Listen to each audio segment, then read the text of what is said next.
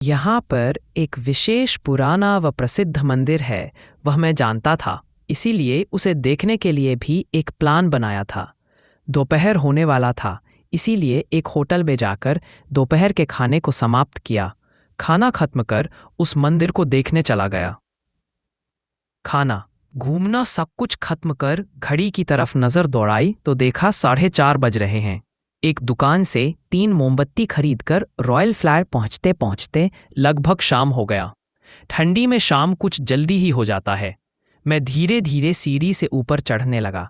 इस बार स्पष्ट अनुभव कर सकता हूं कि मैं अकेला सीढ़ी से नहीं चढ़ रहा। मेरे पीछे एकदम ठीक पीछे कोई मुझे अनुसरण कर सीढ़ी पर चढ़ रहा है। मैंने सोचा कि एक बार देख लेता हूं, लेकिन किसी अलौकिक कारण से मैं पीछे मुड़कर देख नहीं पा रहा था। इन 2 साल के कैरियर में मैंने ऐसी घटना को बहुत सुना था, लेकिन उसे महसूस करने का सौभाग्य या कहें दुर्भाग्य अभी तक नहीं हुआ। सीढ़ी खत्म होते ही मैं पहुंच गया उस बड़े से झूलते बालकनी में। गहरे अंधेरे से भरा वह जगह एकदम अदृश्य सा हो गया है। मुझे ना जाने क्यों ऐसा लगा उस अंधेरे के एक कोने में कोई मूर्त बनकर खड़ा। मुझे जितना याद है, सुबह से यहाँ आने के बाद ऐसी शक्ल नहीं देखा। तो क्या मदन जी मेरे इंतज़ार में खड़े हैं? मैं धीरे धीरे उस तरफ बढ़ा। मैं जितना पास पहुंच रहा हूं, वह जगह और भी धुंधला होता जा रहा है।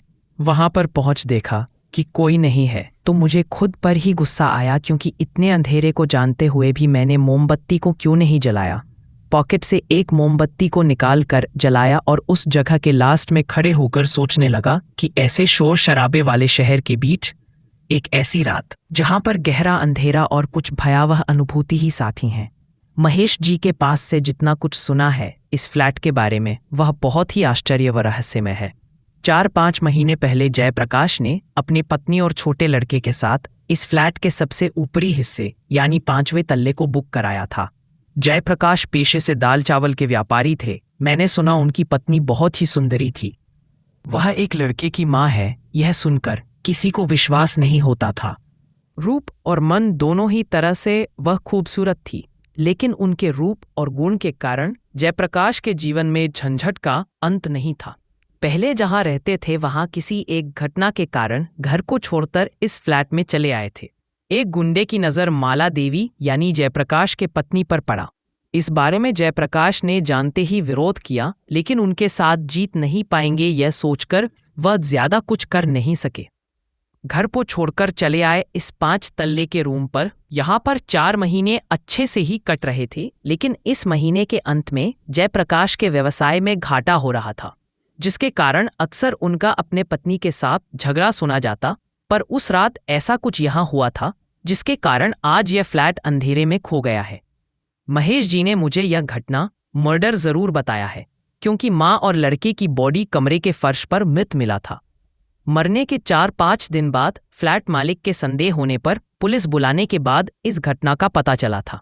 नहीं, दुर्गंध से कमरे में जाना तो दूर, बल्कि दोनों बॉडी को अंत में फावड़े से उठाना पड़ा था। लेकिन जयप्रकाश की बॉडी बहुत खोजबीन के बाद उसी फ्लैट के छत पर पानी की टंकी के अंदर मिला। इसीलिए पुलिस और महेश जी ने अंदाजा लगाया कि जयप्रकाश ने डिप्रेशन में आकर अपने पत्नी व लड़के को मारकर स्वयं उस पानी की टंकी में आत्महत्या किया है। लेकिन सत्य क्या यही है, और यह पता लगाने मुझे यहाँ भेजा गया है। यही सोचते सोचते एक मोमबत्ती की आयु खत्म हुई। पॉकेट से और एक मोमबत्ती निकाले जा रहा था कि ठीक उसी समय ऐसा लगा कोई एक परछाई मेरे सामने से चलते हुए गया। अचानक पूरा शरीर कांप सा गया। धड़कन डर के कारण जोर से चलने लगा। जल्दी से मोमबत्ती को जलाया। मोम के रोशनी में देखा दूर दूर तक कोई नहीं है। धीरे धीरे उस रूम की ओर कदम बढ़ाया। वहां जाते ही दीवार पर वही सब कटे दाग व खून की छींटें नजर आने लगी। फिर से पूरे शरीर में हलचल हो रहा है। ठंडी मानो अचानक कुछ ज्यादा ही बढ़ गया है और मानो पूरा शरीर भारी हो गया है। सुबह यह सब खून के धब्बे सूखे व पुराने लग रहे थे, लेकिन अब वह सब सचमुच ताजे खून ही लग रहे हैं। मैंने एक बार सोचा कि बैग को लेकर घर चला जाऊं। तबीयत सही नहीं लग रहा, लेकिन कुछ एक अद्भुत मायावी कारण से मैं जा ही नहीं पाया। कमरे के कुंडी को खोलकर अंदर जाते ही एक मरे व सड़े की दुर्गंध नाक में आने लगी। मृत शरीर बहुत दिन तक सड़ने पर जैसा दुर्गंध निकलता है, ठीक उस तरह दुर्गंध से पूरा कमरा भर गया था। जहां हमारे फॉरेंसिक लैब में मरे सड़े शरीर को लेकर परीक्षण किया जाता है, ठीक उसी तरह का दुर्गंध। सोचा हो सकता है पुराना कमरा है, इसीलिए कोई चूहा मर गया है, जिसके कारण दुर्गंध आ रहा है। मेरे हाथ में मोमबत्ती भी लगभग बुझने ही वाला है। जिस इन्वेस्टिगेशन के काम से आया हूं उसे मैंने शुरू किया। एक टेबल देखा जिसके ऊपर एक डायरी रखा हुआ है। उसको मैं हाथ में लेकर पन्ने को पलटने ही वाला था कि ठीक उसी समय ऐसा लगा मानो मोमबत्ती को फूंककर किसी ने बुझा दिया। मेरे पास रखा अंतिम मोमबत्ती जो पहले के दोनों से बड़ा है, अब उसको जलाया। फिर डायरी के पन्ने को पढ़ना शुरू किया। ये एक साधारण डायरी है जिसमें जयप्रकाश अपने प्रतिदिन के घटना को लिखकर रखते थे। मैंने जल्दी से पन्ने को पलटते हुए अंतिम के पृष्ठ पर गया, पर वहां के 2 पन्ने को फाड़ा गया है। किसने इसे फाड़ा और क्यों? ये सब बात सोच रहा हूं कि अचानक मेरे कंधे के पास किसी ने सांस छोड़ा। उस सांस की हवा को मैंने स्पष्ट महसूस किया। किसी को मेरे इस कमरे में आना व चीजों को देखना पसंद नहीं आ रहा। मैंने डायरी को टेबल पर रख पास के सोफे पर बैठकर सोचने लगा कि जयप्रकाश ने अपने डायरी के अंतिम 2 पन्ने से पहले लिखा है कि व्यवसाय की अवस्था बहुत ही खराब है, मदन जी के किराए को नहीं दे पा रहा। मदन जी ने प्रस्ताव दिया है कि पत्नी उन्हें सौंप देने पर वो पूरे जीवन का किराया माफ। ठीक उसके बाद के पन्ने को फाड़ा गया है। तो क्या मदन जी ही? यही सब सोचते सोचते अचानक ऐसा लगा कोई मेरे सोफे के पीछे खड़ा होकर गुस्से से मुझे घूर रहा है। मैंने अनुभव किया कि साथ ही एक छोटा लड़का भी है, लेकिन पीछे मुड़कर देखने का साहस नहीं हो रहा। अब मुझे बहुत जोर के डर ने जकड़ लिया। सोफा से धीरे धीरे करके पीछे देखते ही मैंने देखा जहां मैं बैठा हूं उसके ठीक पीछे एक बड़ा सा ऑयल पेंटिंग है। जयाप्रकाश, माला देवी व उनके लड़के का एक फैमिली फोटो है जिसको किसी चित्रकार के द्वारा बनाया गया है। ठीक से मोमबत्ती के रोशनी में देखने लगा उस चित्रकार का काम। देखते देखते ऐसा लगा मानो चित्र जीवित हो गया है। उनके आंख भी जीवित मनुष्य की तरह चमक रहे हैं। अचानक दरवाजा खटखटाने की आवाज आई, लेकिन मैंने दरवाजे की तरफ देखा तो दरवाजे को खोलकर ही रखा है। फिर आवाज कहाँ से आई? इस ठंडी के सुनसान रात में मैंने कहीं कुछ गलत तो नहीं सुना? आसपास कोई नहीं है। चौथा व तीसरा तल्ला भी खाली है, क्योंकि सुना है ये बिल्डिंग नए तरीके से बन रहा है। यही सोचते सोचते पॉकेट में हाथ डालने पर महेश जी का कार्ड और पिस्तौल पाया।